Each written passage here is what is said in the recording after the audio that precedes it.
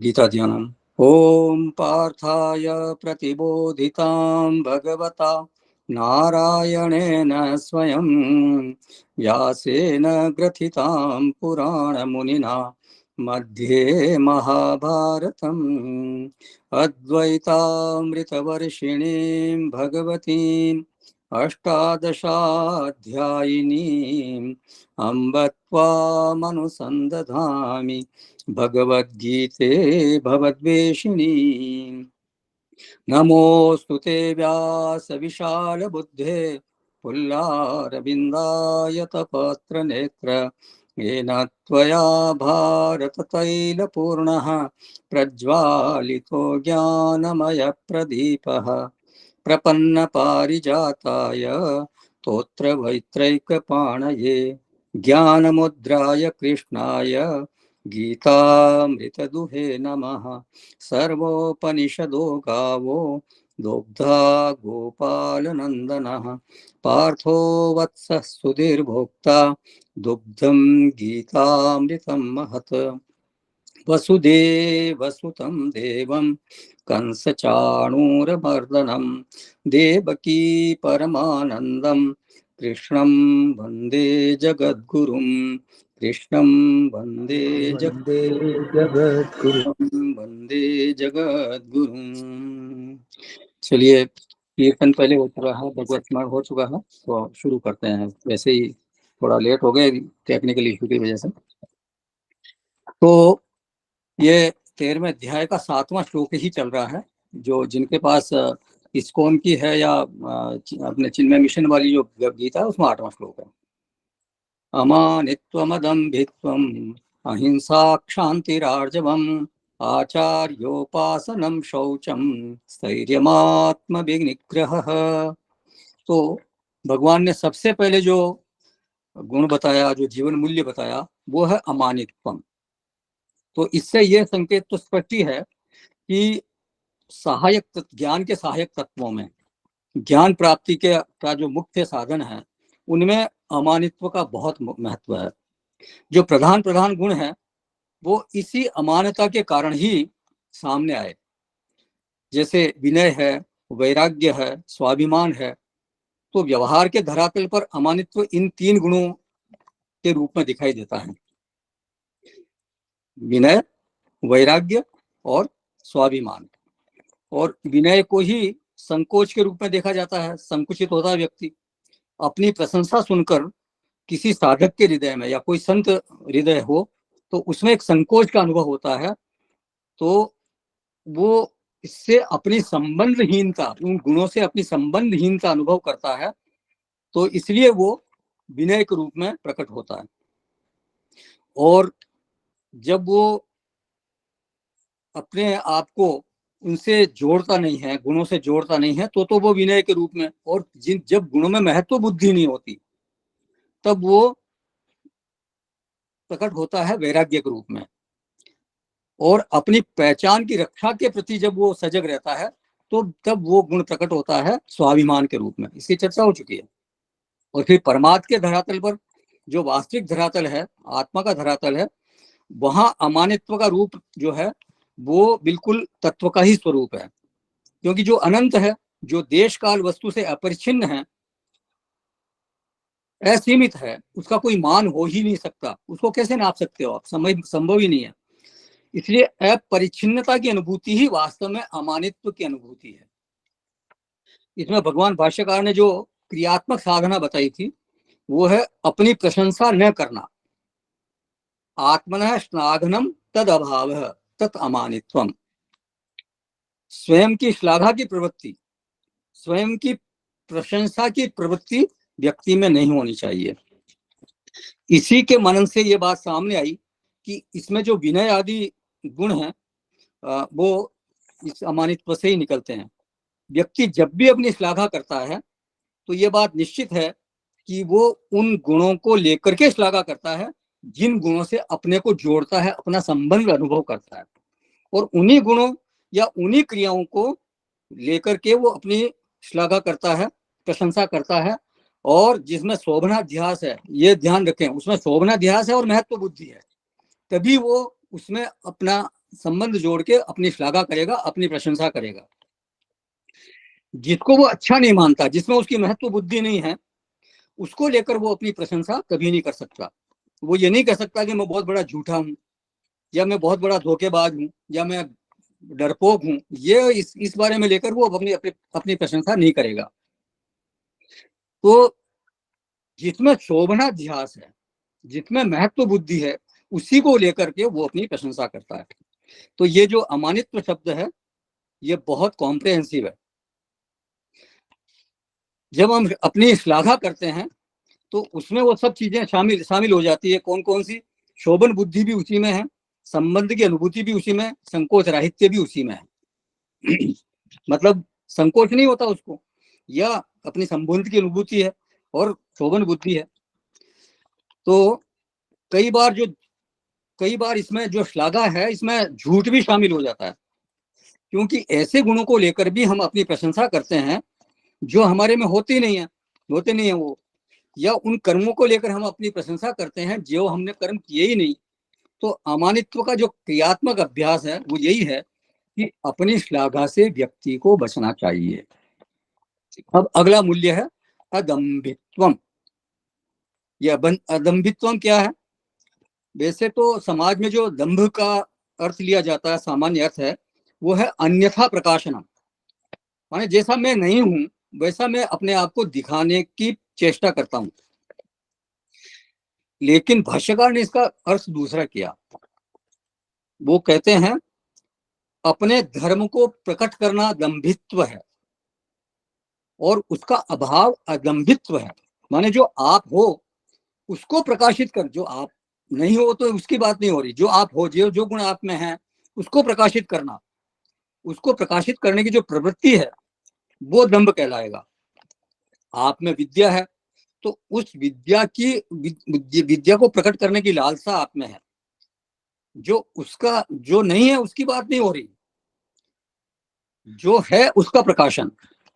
विद्या है, कला है, कोई सद्गुण है, तो उसको प्रकाशित करने की एक लालसा है, एक प्रवृत्ति है, एक अभ्यास पड़ा हुआ है, वो दंभ है। ये भाष्यकार का कहना है।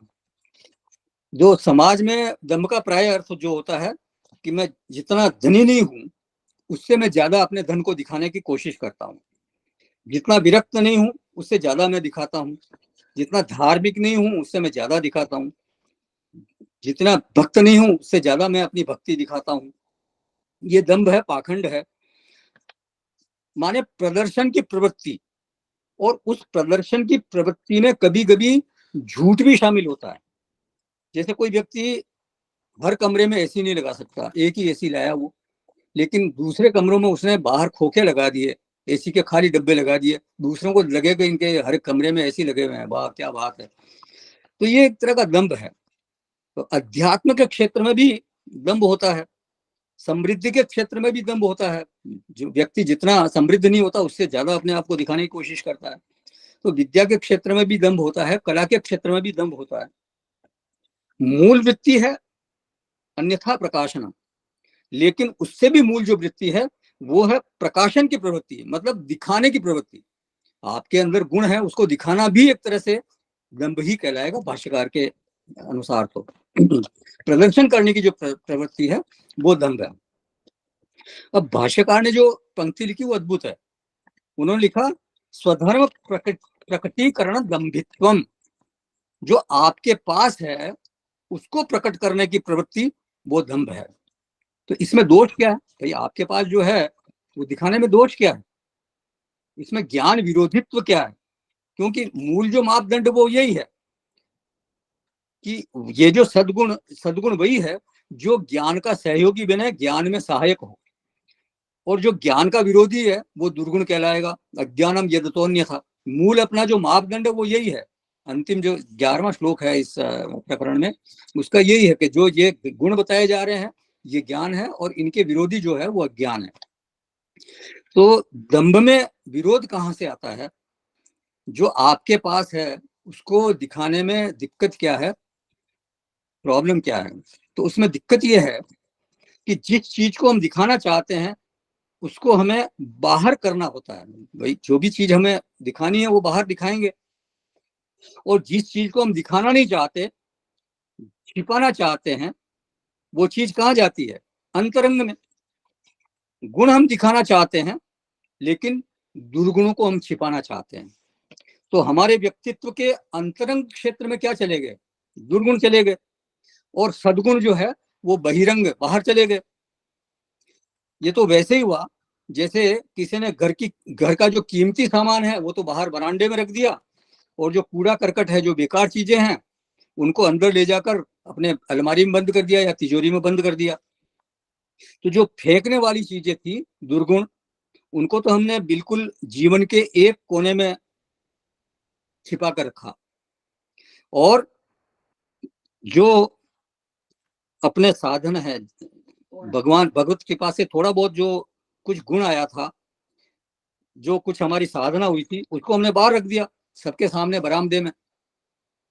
और बरामदे से वो चीज कब चोरी चली जाएगी, इसका कुछ ठिकाना नहीं है। तो कहा ना भगवान ने, तदस्य हरति प्रज्ञाम, वो प्रज्ञा को हर लेते हैं। जो ये अन्य जो इस तरह के इंद्रिया आदि है, इनके जो इसमें विषयों में जाती हैं, तो प्रज्ञा कब हर ली जाएगी कुछ पता नहीं है। तो ये गुणों को फेंकने वाली बात हो गई, ये सुरक्षित करने वाली बात नहीं रही। इसी रहस्य को लेकर जो संत लोग हैं वो कहते हैं कि पाप जो है वो कह देने से क्षीण होते हैं, और जो साधना है उसको छिपाना चाहिए। जैसे डॉक्टर के सामने रोग बता देने से उसका इलाज संभव है, लेकिन अगर उसको नहीं बताएंगे, रोग को छिपाएंगे, तो रोग बढ़ेगा। तो इसलिए जो साधना है उसको छिपाना चाहिए। जबकि सिद्धि जो है वो छिपाने से होती है। अध्यात्म साधना में, आध्यात्मिक साधना को गुप्त रखना चाहिए एक साधक को, ये संतों का कहना है।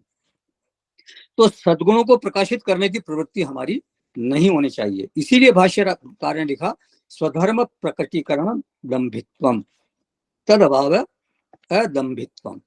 देखिए, विद्या है किसी के पास तो वो प्रकाशित होती रहेगी, अपने आप प्रकाशित होगी, उसको प्रकाशित करने की जरूरत है नहीं, वो अपने आप ही प्रकाशित होगी। फूल में सुगंध है तो उसको विज्ञापन देने की जरूरत नहीं पड़ती, वो अपने आप ही खुशबू फैलती है उसकी।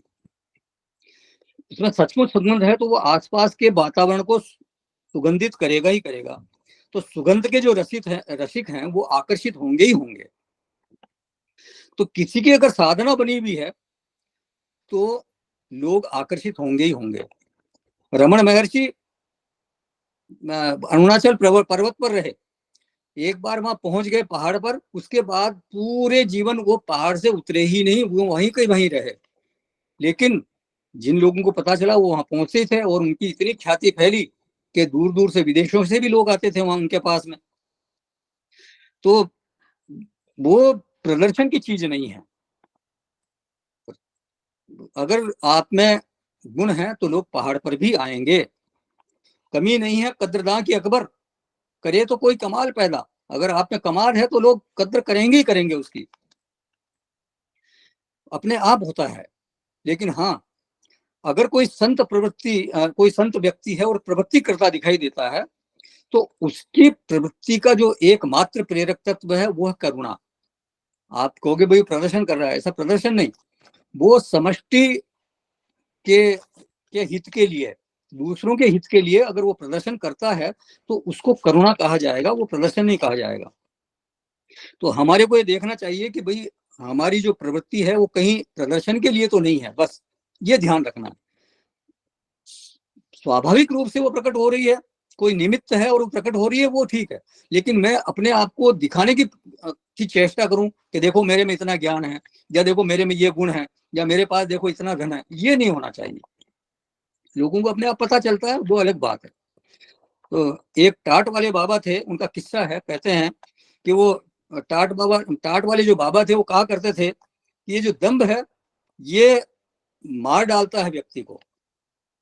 बोले कि एक बार मैं पद्मासन में बैठा था अपने आश्रम के पास, बड़ा आश्रम था, तो पद्मासन में बैठा था, तो काफी देर हो गई थी।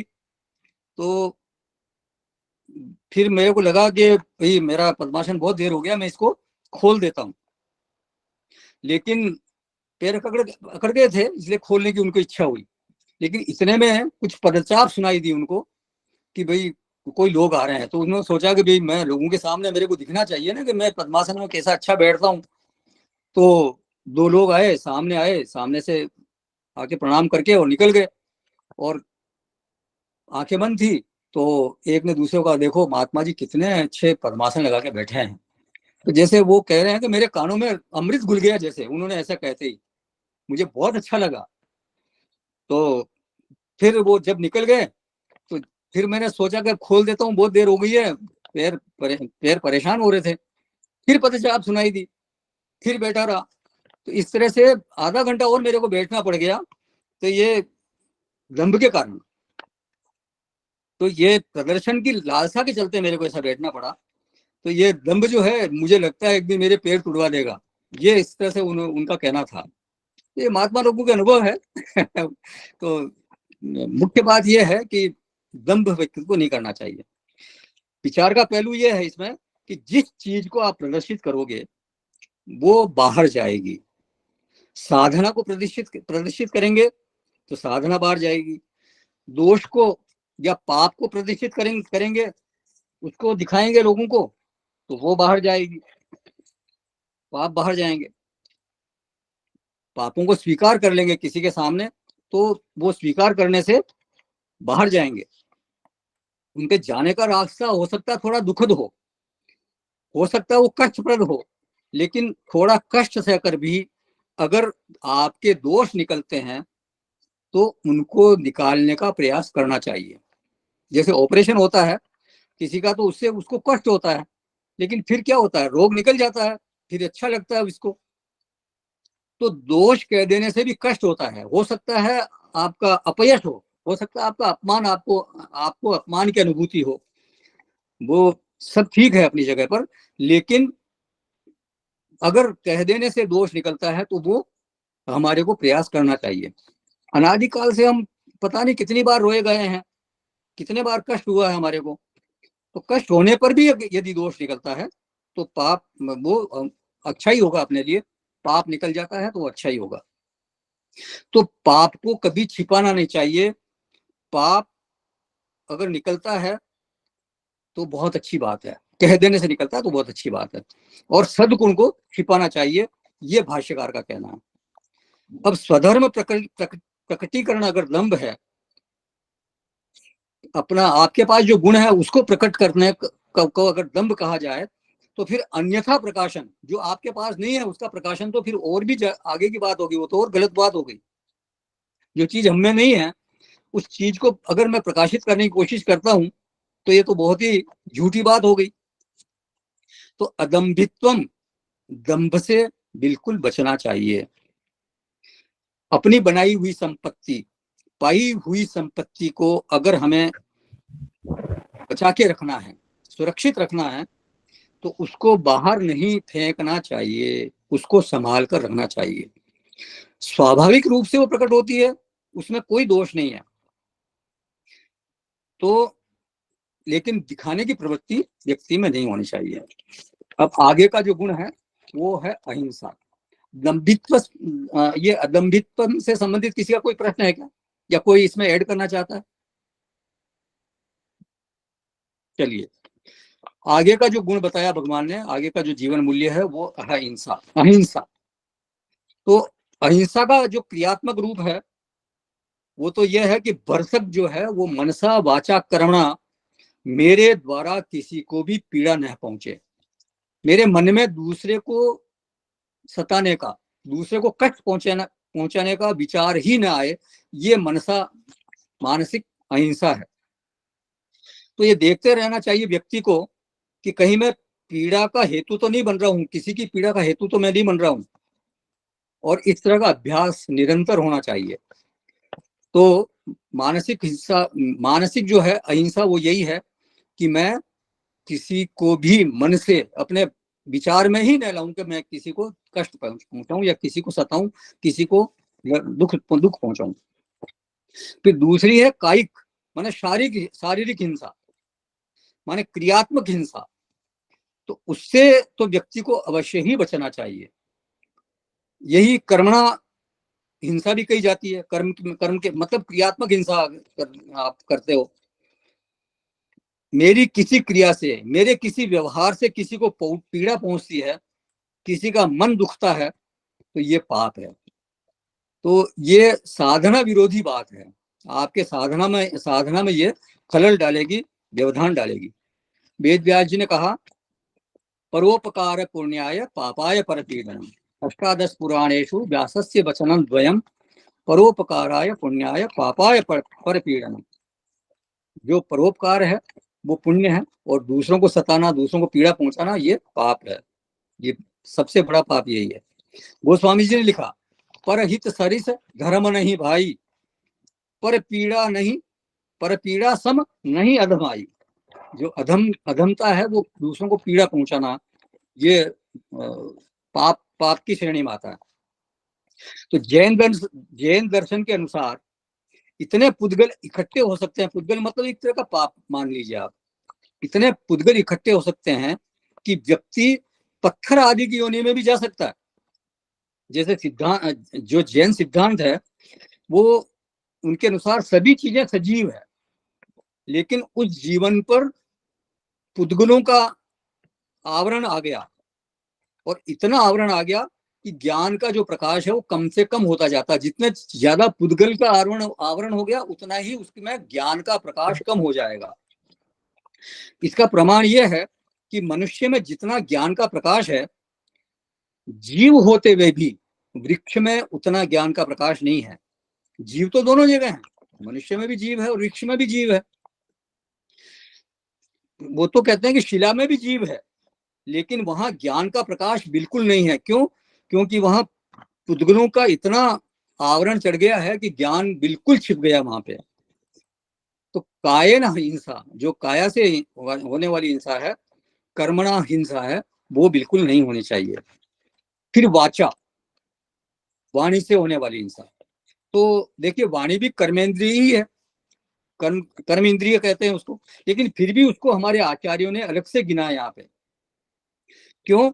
वैसे तो कर्मणा के अंतर्गत ही वाक इंद्रिय आती है, क्योंकि कर्म इंद्रिय है, लेकिन उसके विशिष्ट व्यवहार के कारण, विशेष व्यवहार के कारण उसको अलग से गिना जाता है। देखिए, अपने व्यवहार का जो हिस्सा है, मैक्सिमम हिस्सा है, लगभग 90% हिस्सा जो है, वो वाणी द्वारा ही व्यक्ति व्यवहार करता है, और बाकी जो व्यवहार होता है वो काया से व्यवहार करता है। जो भी काया से व्यवहार होता है वो भी वाक व्यवहार का ही अनुगामी व्यवहार होता है। आपने कुछ बोला, फिर उसके बाद व्यवहार हुआ। वाणी द्वारा पहले हमने कोई चीज तय कर ली, और फिर उस तय किए हुए को फिर पूरा करने के लिए काया से व्यवहार होता है। तो वाणी की हिंसा से जितना संभव हो उतना व्यक्ति को बचना चाहिए। ये व्रत लेना चाहिए कि मैं किसी को कठोर वचन नहीं बोलूंगा, क्रोधावेश में बात नहीं करूंगा, अपने व्यवहार से कुछ किसी को इस तरह से नहीं, अपने व्यवहार से किसी को सताऊंगा नहीं। हमारे पूज्य सुबोधानंद जी के परिचित थे, वो स्वामी जी ने सुनाया था किस्सा कि उन्होंने व्रत लिया, बहुत क्रोधी स्वभाव के थे वो, और बात बात पे उनको क्रोध आता था, बहुत छोटी छोटी बातों में क्रोध आता था। तो किसी ने उनको सलाह दी कि आप व्रत ले लो कि भाई मैं एक दिन क्रोध नहीं करूंगा, एक सप्ताह में एक दिन का व्रत लो आप। तो उन्होंने ये व्रत लेना शुरू किया कि मैं आज बिल्कुल क्रोध नहीं करूंगा। तो उससे क्या हुआ कि वो जिस दिन वो व्रत लेते थे, उस दिन इस बात के लिए जागृत रहते थे कि मैं ध्यान रखूं कि मैं क्रोध नहीं करूं। कभी कभी क्रोध आता भी था, तो वो, लेकिन फिर वो अपने दिन भर का जो उन्होंने जिस तरह की दिनचर्या रही, जिस तरह का उनका व्यवहार रहा, उसको लिखते थे कि मैंने आज कितनी बार क्रोध किया, या मैंने कितनी बार अपने आप पे नियंत्रण रखा। तो फिर वो लिखते थे कि मैं आज 10% मैंने नियंत्रण रखने में सफल रहा, 20% नियंत्रण रखने में सफल रहा, आज मैं 50% नियंत्रण रखने में सफल रहा। तो इससे क्या हुआ कि धीरे धीरे वो उस दिन तो शांत रहते ही थे, और दिनों में भी वो शांत रहने लगे। तो इससे क्या हुआ, मतलब वो फर्क पड़ा उनके, और धीरे धीरे उनका स्वभाव जो है, इस अभ्यास से धीरे धीरे उनका स्वभाव शांत हो गया। तो कठोर वाणी किसी को बोलनी नहीं चाहिए। ये व्यक्ति को ध्यान रखना चाहिए।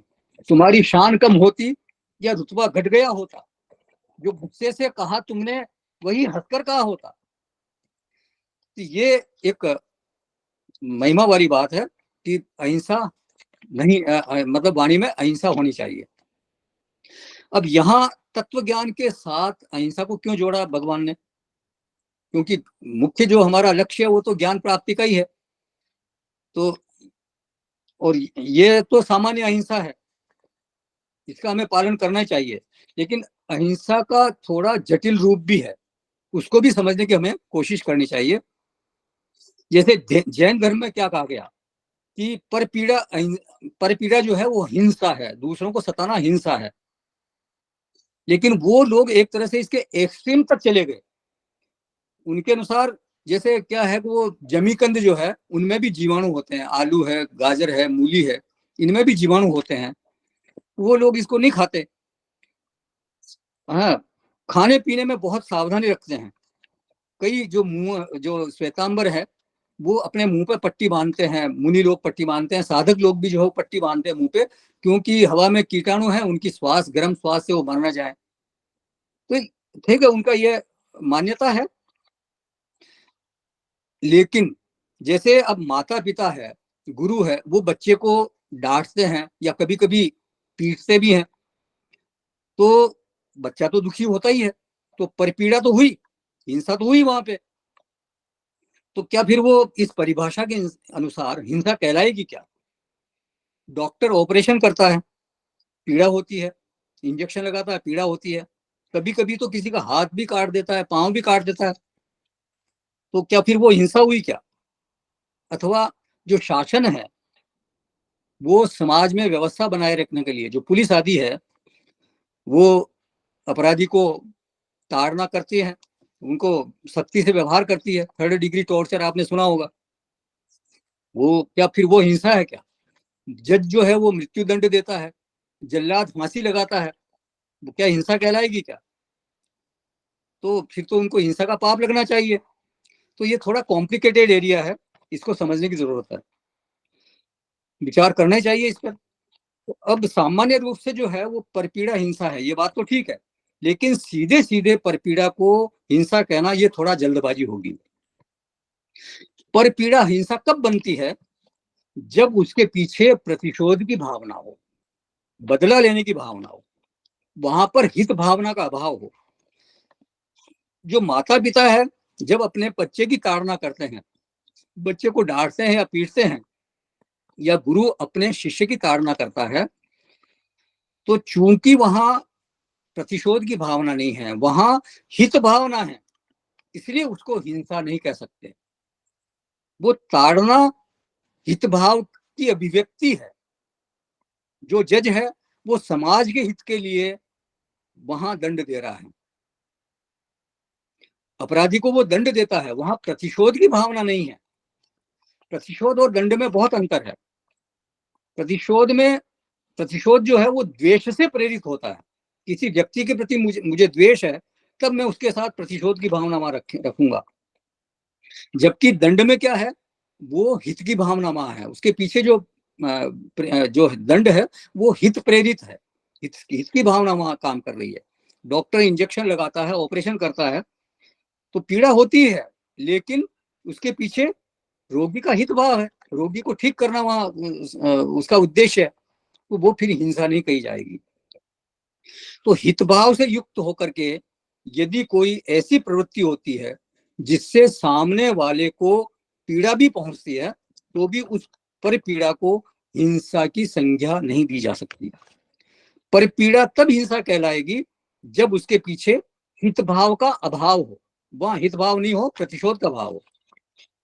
दूसरे शब्दों में परिपीड़ा हिंसा तभी कहलाएगी जब उसका प्रेरक तत्व द्वेष हो। वैसे पूरी परिभाषा नहीं कही जाएगी, प्रेरक तत्व द्वेष है ये अगर हम कहेंगे तो वो थोड़ा सा पूरी परिभाषा नहीं होगी। कई बार क्या होता है कि मानो दूसरा व्यक्ति परिपीड़ा तो नहीं पहुंचाना चाह रहा, वो द्वेष युक्त तो नहीं है, लेकिन वो असंवेदनशील है, उसको दूसरे को होने वाली व्यथा का अंदाज नहीं है, जानता नहीं कि मेरे इस कृत्य से, मेरे इस व्यवहार से दूसरे को पीड़ा होगी, अनजाने में वो करता। कई बार आप सड़क पर जा रहे हो और कोई मोटरसाइकिल वाला आया और उसने थूक दिया, वहां पान की पीक थूकते हैं, आपने देखा होगा कई बार। चलते चलते लोग मोटरसाइकिल से चलते हैं और यूं करके थूक देते हैं साइड में, और साइड में कोई चल रहा है उसके छींटे पड़ गए, दूसरा व्यक्ति भी व्हीकल पर जा रहा है उसके छींटे लग गए। अब उसको तो वो तो निकल गया, अब उसको ये पता ही नहीं है कि मेरे इस कृत्य से उसको कितने परेशानी हुई, उसके कपड़े खराब हो गए, हो सकता है। चलते चलते लोग कचरा फेंक देते हैं, सड़क पर कचरा फेंक देते हैं। हाँ, तो या केले का छिलका फेंक देते हैं लोग सड़क पे, अच्छे अच्छे पढ़े लिखे लोग, आप जानते होंगे। तो इससे दूसरों को तकलीफ होगी ये वो समझते नहीं है, उसकी परवाह उसको है ही नहीं। सेंसिटिविटी लेवल उनका बहुत कम है, उनको कोई परवाह नहीं है कि इससे दूसरे को क्या पीड़ा हो सकती है, तकलीफ हो सकती है। जो संत का स्वभाव होता है वो ऐसा नहीं होता। संत का स्वभाव कैसा होता है? निज परिताप द्रवहि नवनीता, पर परिताप संत सुपुनीता। जो मक्खन है वो तो उसको ताप दिया जाता है तब वो पिघलता है, लेकिन जो संत हृदय होता है कोई व्यक्ति, वो तो दूसरे का कष्ट देखकर उससे पिघल जाता है। संतत्व का प्रमाण यही है कि उसके हृदय में संवेदना है, पर दुख कातरता है। उधर कोई बेबस बहाता है आंसू, इधर भीग जाता है दामन हमारा। ये इस तरह का जो हृदय है वो कहलाता है संत हृदय। वाल्मीकि जी डाकू थे, आप जानते हो। वो दूसरे को मारने में, दूसरे को कष्ट देने में उनको कोई तकलीफ नहीं होती थी, वो हत्या कर देते थे धन लूटने के लिए। लेकिन जब वो नारद जी उनको मिले और जब उनका हृदय परिवर्तन हो गया, वो संत बन गए, महर्षि बन गए, तब एक व्याध ने किसी पक्षी को मार दिया, क्रौंच पक्षी को मार दिया, तो उससे उनका हृदय बहुत ज्यादा द्रवित हो गया, बहुत तकलीफ हुई उनको, अत्यंत कातर हो गए वो। तो उनकी संवेदना इस बिंदु पर पहुंच गई कि वो विह्वल हो गए, परेशान हो गए, और व्याध को उन्होंने खैर श्राप दिया, वो अलग बात है। तो ये जो संत का हृदय है वो चित्त बहुत कोमल होता है, उनका अंतःकरण बहुत कोमल होता है, और अगर उनका अंतःकरण कोमल नहीं हो तो फिर वो संत हृदय नहीं कहलाएगा। तो इसलिए द्वेष कई बार नहीं भी होता है, लेकिन उसके व्यवहार से दूसरों को व्यथा होती है। वो ये बात कह सकता है कि मेरी प्रवृत्ति में कोई दोष नहीं है, द्वेष द्वेष मेरी प्रवृत्ति जो है वो द्वेष प्रेरित नहीं है, मेरे को किसी के प्रति द्वेष नहीं है, लेकिन उसमें हितभाव भी तो नहीं है। इसलिए पहले वाली जो परिभाषा वो ज्यादा सटीक है। परिपीड़ा का जो मतलब उसमें हितभाव हो। परिपीड़ा अहिंसा तब बनती है जब उसमें हितभाव हो। तो परिपीड़ा का अगर कुछ अधिकार मिलता है किसी को, तो वो तभी मिलता है जब उसके पीछे हितभावना हो। माता पिता गुरु डॉक्टर जज पुलिस, इनको परिपीड़ा का अधिकार है, लेकिन क्योंकि वहां हितभाव है। माता पिता की डांट हम सहज रूप से स्वीकार करते हैं, बचपन में हमारे को बहुत डांट पड़ी है, मार भी पड़ी है, क्योंकि हम जानते हैं कि वो हमारे हितैषी है। गुरु की डांट पड़ी है, कई बार मारा भी उन्होंने, लेकिन हमारे हित के लिए। और कोई हितैषी न हो, ऐसे ही राह चलते हमारे को डांट दे, तो हम पूछेंगे ना उसको कि भाई आप किस अधिकार से हमारे को डांट रहे हो, ये तो बात प्रश्न करेंगे उससे। तो देखिए अहिंसा में इस चीज को अगर जोड़ेंगे तो अहिंसा का रूप बदल जाएगा। किसी का ऑन ऑडियो, हाँ ऑडियो ऑन हो गया, साथ बात कीजिए उसको। हितभाव को जोड़ेंगे तो अहिंसा का रूप बदल जाएगा। परिपीड़ा मात्र को हिंसा माने और परिपीड़ा के अभाव को ही अहिंसा कहें तो ये अधूरी बात हो जाएगी। जैसे सैनिक कर्म है, वो हिंसा कोटि में नहीं आएगा। सैनिक वहां सीमा पर लड़ रहा है, वहां वध कर रहा है, शत्रु पक्ष के सैनिकों का वध कर रहा है, लेकिन उसके हृदय में क्या है? कर्तव्य बुद्धि है, राष्ट्र के प्रति हित भावना है, सुरक्षा की बुद्धि है।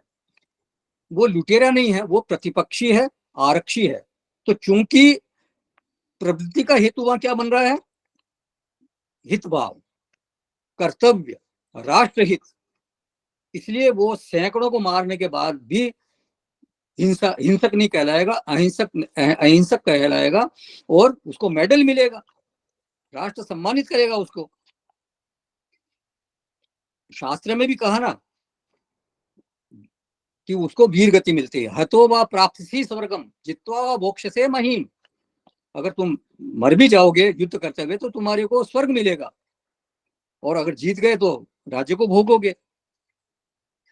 तो ये नहीं कहा कि पाप लगेगा, नैवम पापम अवाप्स्यसि, ये बोला उन्होंने, पाप नहीं लगेगा ऐसा बोला। तो सनातन धर्म बहुत कॉम्प्रहेंसिव है, इंक्लूसिव है, इसमें हर चीज की पूरी संगति लग जाएगी। जो लोग आधा अधूरा सोचते हैं वहां ये संगति नहीं लगेगी, उसके अनुसार तो जीवन जीना ही मुश्किल है। ईसाई धर्म की जो अहिंसा है उनके द्वारा जीवन नहीं जिया जा सकता। अगर ईसाई धर्म की अहिंसा स्वीकार कर लेंगे तो जीना मुश्किल हो जाएगा। उनका कहना क्या है, कोई आपके एक गाल पे अगर चांटा मारे तो दूसरा गाल भी उसके सामने कर दो, ये अहिंसा नहीं कहलाएगी। फिर तो क्या होगा कि अगर पाकिस्तान आपके ऊपर आक्रमण कर दे तो आप क्या कहोगे कि भगवान इनको माफ करना, क्योंकि ये नहीं जानते कि ये क्या कर रहे हैं। तो फिर वो तो दिल्ली तक पहुंच जाएंगे और कब्जा कर लेंगे आप पर। अगर आपके घर में आकर कोई आपकी माता बहन या बेटी से दुर्व्यवहार करे, उसके साथ छेड़छाड़ करे, गलत हरकत करे, तो आप क्या करोगे? संतत्व जो है वो व्यक्तिगत जीवन में ठीक है, लेकिन सार्वजनिक जीवन में यदि हिंसा आवश्यक है तो वो करनी ही चाहिए, उसको मना नहीं किया। एक श्लोक है, मतलब अहिंसा की जो परिभाषा है, मेरे को श्लोक तो याद नहीं आ रहा, उसमें यही है कि परिपीड़ा करना हिंसा है, लेकिन अगर दूसरा आपको पीड़ित करे उसको सहना वो हिंसा से ज्यादा हिंसा है, वो भी हिंसा है, उसको सहना नहीं है। आपको कोई पीड़ा पहुंचा रहा है, उसको सहना, अगर वहां प्रतिशोध की भावना तो उसको सहना वो हिंसा है। तो अगर कोई इस तरह से करता है, दूसरा पीड़ा पहुंचाता है प्रतिशोध भावना से, तो उसको सहना नहीं है, वहां फिर आपको जवाब देना ही चाहिए। तो धर्म की जो व्यवस्था वो ऐसी होनी चाहिए जिसमें जीवन के सभी पक्ष जो है वो व्यवस्थित हो सकें। अगर शांति का जीवन सत्य है तो युद्ध का जीवन भी सत्य है। ऐसा कोई समाज, ऐसा कोई देश आज तक हुआ नहीं है जहां कोई युद्ध नहीं हुआ हो। महाभारत का युद्ध तो सबसे बड़ा युद्ध वही था। युद्ध क्यों जरूरी था? क्योंकि अधर्म बहुत फैल गया था, शांति की स्थापना जरूरी थी। आप अहिंसा की बात करते रह जाओगे और आपका कोई घर बर्बाद करके चला जाएगा। तो ये कोई धर्म नहीं है, ये धर्म नहीं कहला सकता। अपने आप की रक्षा करना ये भी जरूरी है। तो सनातन धर्म के अनुसार अहिंसा क्या हुई, ये थोड़ा स्पष्ट हो गया होगा आपको। परपीड़ा का अधिकार मिलता है, लेकिन उनको मिलता है जिनके चित्त में आपके प्रति हित भावना है। दूसरा यह है कि अगर द्वेष प्रेरित परपीड़ा है, द्वेष के द्वारा परपीड़ा की जा रही है, तो वो तो निश्चित रूप से हिंसा है ही है। लेकिन कई बार, जैसा कि दूसरा पहलू बताया गया ना, संवेदना की जो न्यूनता है, संवेदना का जो दूसरे के प्रति असंवेदनशीलता है, वो भी हिंसा का हेतु बन जाती है। कई बार हमें पता ही नहीं होता कि हमारे व्यवहार से दूसरे पे क्या गुजरेगी। तो जहां तक हो सके अपने आप को ये देखना चाहिए कि अपनी तरफ से कोई परपीड़ा ना हो, हमारी तरफ से किसी को सताया ना जाए। अब समाज में एक प्रश्न पूछा जाता है कि कीटनाशक अगर छिड़कते हैं तो ये हिंसा हुई कि नहीं हुई? कीटनाशक छिड़कते हैं सब्जियों में, फसलों में, तो ये हिंसा नहीं कहलाएगी, क्योंकि अगर वो नहीं छिड़केंगे, उन कीटाणुओं को नहीं मारेंगे, तो फिर समाज की हिंसा हो जाएगी। अपनी जीवन रक्षा के लिए हानिकारक जीवाणुओं को, हानिकारक कीटाणुओं को मारना पड़ता है, ये बहुत जरूरी है। कई तरह की ऐसी औषधियां होती है जो कि एंटीबायोटिक कहलाती है, जानते हैं। हमारे शरीर के अंदर कई बार इन्फेक्शन हो जाता है, कहते हैं डॉक्टर आपके इन्फेक्शन हो गया, तो उन इन्फेक्शन माने क्या, हानिकारक बैक्टीरिया का आपके हमला हो गया है, तो उनको मारने के लिए क्या करते हैं डॉक्टर? एंटीबायोटिक दवाएं देते हैं। क्यों? तो अगर उनको नहीं मारेंगे तो हम मर जाएंगे। तो इसलिए वो हिंसा नहीं कही जाएगी। तो ये बिना विचारे हम इन जीवन मूल्यों का अगर आचरण करते हैं, जीवन मूल्यों को जीना चाहते हैं, तो फिर ऐसी स्थिति बन सकती है कि हम जी नहीं सकें। गीता के मूल्य तो फिर अव्यवहारिक हो जाएंगे। तो परिभाषा हमेशा ये ध्यान में रहनी चाहिए, अहिंसा की हित भाव, मानवीय जीवन, राष्ट्रीय जीवन की सुरक्षा होनी चाहिए। उसके ऊपर अगर किसी कीट का आक्रमण होता है, माने शत्रु का आक्रमण होता है, तो उसका विनाश होना ही चाहिए। उसकी रक्षा करेंगे, उसको नहीं मारेंगे, ये नहीं, उसको मारना ही चाहिए। अब इसमें एक नियम और भी है कि जो उन्नत है, जो ज्यादा ऊंचा है, उसकी रक्षा हमारा कर्तव्य बनता है। उसमें मनुष्य भी हो सकता है, मनुष्य तक प्राणी भी हो सकते हैं। जैसे घास फूस की रक्षा के लिए फसल को बर्बाद नहीं किया जा सकता। दोनों जीव है, घास भी जीव है, फसल भी जीव है, दोनों ही वनस्पतियां हैं। बोले घास को बचाओ, फसल को मार डालो, क्यों? कि अगर घास को उखाड़ेंगे तो घास मर जाएगी। ये नहीं हो सकता। ईश्वर ने सबसे ज्यादा जो सर्वाइविंग कैपेसिटी दी है, वो किसको दी है? मनुष्य को।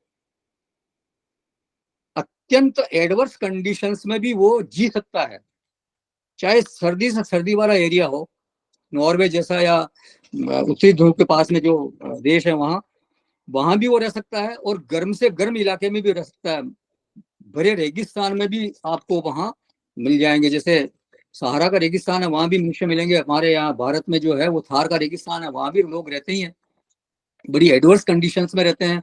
10-10 किलोमीटर दूर से वो पानी लेकर आते हैं। और देखा होगा आपने, कभी कभी औरतें अपने माथे पर 10-10 किलोमीटर दूर से पानी लेकर आती थी। तो जहां कम से कम बरसात होती है वहां भी वो रहता है, जहां बहुत ज्यादा बारिश होती है वहां भी रहता है। मतलब एडवर्स कंडीशंस में भी वो रह सकता है। बाकी जो प्रजातियां हैं वो किसी क्षेत्र में होती है, किसी क्षेत्र में नहीं होती। जैसे ऊंट केवल रेगिस्तान में पाया जाता है, ठंडे प्रदेशों में, ठंडे अगर देश है तो वहां नहीं मिलेगा। वो बहुत ज्यादा, जैसे पर्वत जहाँ है, पर्वतीय प्रदेश है जहाँ बहुत बर्फ पड़ती है, वहां ऊंट आपको दिखाई नहीं देगा। देवदार के वृक्ष जो है वो 6000 फीट ऊंचाई अगर है तभी वहां मिलेंगे, नीचे प्लेन्स में देवदार के वृक्ष आपको देखने को नहीं मिलेंगे। तो कई वनस्पतियां ऐसी रेगिस्तानी वनस्पतियां हैं जो ठंडे प्रदेशों पर नहीं पनप सकती। आप जो थोर है, जो कैक्टस है, वो आपको ठंडे प्रदेशों में नहीं मिलेगा, वो केवल रेगिस्तान में मिलेगा। लेकिन मनुष्य आपको हर जगह मिल जाएगा। तो ईश्वरीय जो विधान है उसको हमें समझने की जरूरत है। जो सर्वाइविंग, सबसे ज्यादा सर्वाइविंग कैपेसिटी वाला प्राणी है, उसको बचाने की जरूरत होती है। जो कम सर्वाइवल वाला है उसको निकाल भी देंगे तो फिर आपको हिंसा नहीं लगेगी। तो ये है अहिंसा। अहिंसा से संबंधित अगर किसी का कोई प्रश्न है या इसमें कुछ ऐड करना चाहता है तो करें, नहीं तो फिर आगे चलते हैं, अगला गुण देखते हैं। अब अगला जो गुण बताया भगवान ने वो है शांति। शांति माने क्या? शांति माने क्षमा। ये भी बहुत बड़ा गुण है, क्षमा का भाव। भगवान भाष्यकार ने इसका अर्थ किया, पर अपराध प्राप्त अविक्रिया, माने दूसरों का अपने प्रति अपराध हो रहा है, वो जानता है कि मेरे प्रति अपराध हो रहा है, फिर भी उसको देखकर भी विकार रहित रहना, निर्विकार रहना। ये कोई हमारे प्रति अपराध करे, कुछ भी हमारा बुरा करे, हमको बुरा लगेगा। मतलब हमारा बुरा करे, हमारे को बुरा कहे तो क्या होगा? हमें अच्छा नहीं लगेगा। अंतःकरण में विक्रिया तो होगी। अंतःकरण में एक रोष की उत्पत्ति होगी, उद्विग्नता की उत्पत्ति होगी कि इसने हमारे साथ ऐसा किया। एक क्रोध आएगा या क्षोभ आएगा। तो उस समय उसका शमन करना, उसका नियंत्रण करना, और उद्विग्नता से प्रेरित होकर अथवा क्रोध से प्रेरित होकर प्रतिक्रिया न करना, उसको दंड नहीं देना, ये समाज में इसको बोला जाता है क्षमा। लेकिन आध्यात्मिक सफलता यह है, भगवान भाष्यकार के अनुसार जो आध्यात्मिक सफलता है तब है जब चित्त में विकार ही न होवे। मतलब किसी ने आपके प्रति अपराध किया और अंदर गुस्सा आया, आपने प्रतिक्रिया नहीं की, ये तो सामाजिक, ये समाज में जो सामान्य क्षमा है वो है। लेकिन आपके प्रति अपराध होने के बावजूद अंतःकरण में किसी प्रकार की उद्विग्नता न होवे, किसी प्रकार का विकार ही न होवे, या अगर होवे तो न्यूनतम होवे, वो क्षमा है। अब क्षमा का उल्टा क्या है? प्रतिशोध, बदला लेना। तो प्रतिशोध में दो स्थितियां बनती है।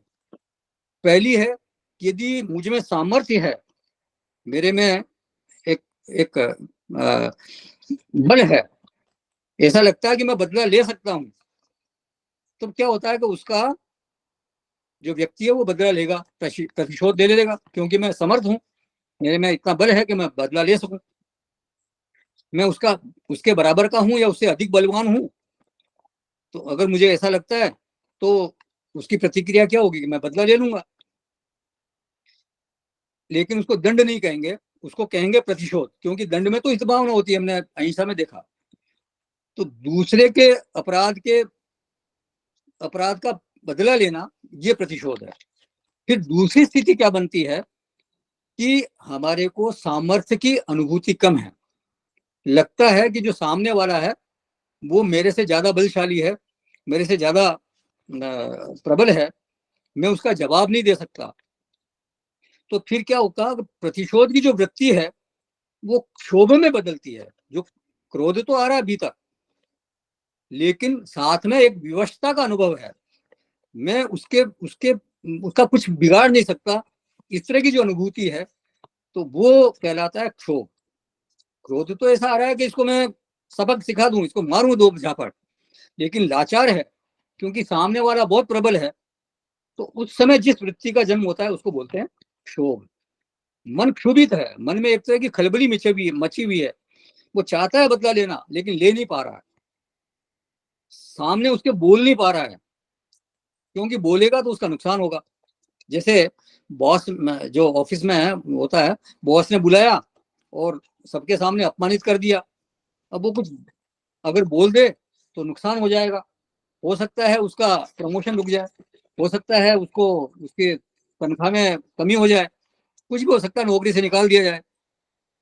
तो सामने वो बोल नहीं सकता, दुख तो पहुंचा उसको, लेकिन वो कुछ कर नहीं सकता।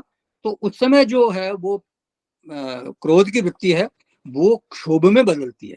क्रोध आया उसको लेकिन कुछ कर नहीं पा रहा है, विवश है, इसलिए वो क्षोभ में बदली। और जो क्षोभ है वो विरोधी वृत्ति बनाकर रखता है, अंदर भीतर में एक विरोधी वृत्ति बन जाती है अंतःकरण में, और समय आने पर हो सकता है कि आदमी उसका विरोध करे, उसका प्रतिशोध ले, उसमें विरोध वृत्ति का अभाव नहीं हो पाता, विरोधी वृत्ति तो बनी ही रहती है। तो ये जब वो विरोधी बनता है तो वो फिर हमेशा उसको याद रखता है, केवल समय की बात है, जब समय आएगा तो उसका विरोध करेगा वो, देखना मेरा भी कभी वक्त आएगा तब मैं बताऊंगा, कहते हैं ना ऐसे। तो वो केवल किसकी प्रतीक्षा कर रहा है? केवल समय की प्रतीक्षा कर रहा है। तो क्षोभ की जो वृत्ति है वो प्रतिशोध वृत्ति के साथ ही चलती। प्रतिशोध अंदर भीतर है, अंतःकरण में क्षोभ है, लेकिन प्रतिशोध साथ में है कि मैं बदला लूंगा समय पर। शिखंडी की कथा आपको मालूम होगी, वो पूर्व जन्म में क्या था, अंबा था। भीष्म पिता मैंने क्या किया, जो 3 बहनें थी, काशी नरेश की पुत्रियां थी शायद, वो उनकी 3 पुत्रियों का हरण करके लाए, अंबा, अंबालिका, अंबा, अंबिका, अंबालिका, बलपूर्वक हरण कर लिया। किसके लिए? अपने भाई विचित्र वीर्य के लिए। तो जब वो हरण करके ला रहे थे तो अंबा ने कहा कि मैं किसी और से प्रेम करती हूँ, शायद सांब नाम था उसका, सांब से प्रेम करती हूँ, ऐसा बोला। तो भीष्म पिता ने कहा कि तुम चले जाओ, जो छोड़ दिया। वो गई सांब के पास, तो उसने भी उसको अपनाने से इनकार कर दिया, कहा कि तुम हरण की जा चुकी हो, इसलिए मैं तुम्हारे को नहीं रखूंगा। तो वो दोनों तरफ से चली गई, ना उधर की रही ना इधर की रही।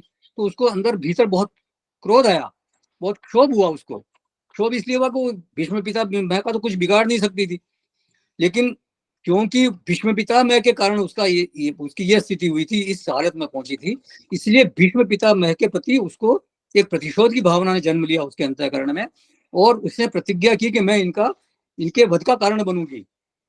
मतलब मैं इनसे बदला लेकर रहूंगी। और फिर अगले जन्म में वो शिखंडी के रूप में पैदा हुई।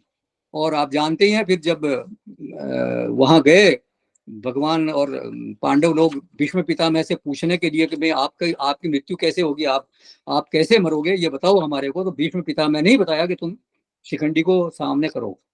और उससे मैं उस पर बाण नहीं चला सकता, क्योंकि मैं जानता हूं कि वो अम्बा थी। वो मतलब वो ऐसे जिसको बोलते हैं ना, हाँ, तो स्त्री भाव में था। वो शिखंडी जो है वो पूर्ण पुरुष नहीं था, वो स्त्री भी था।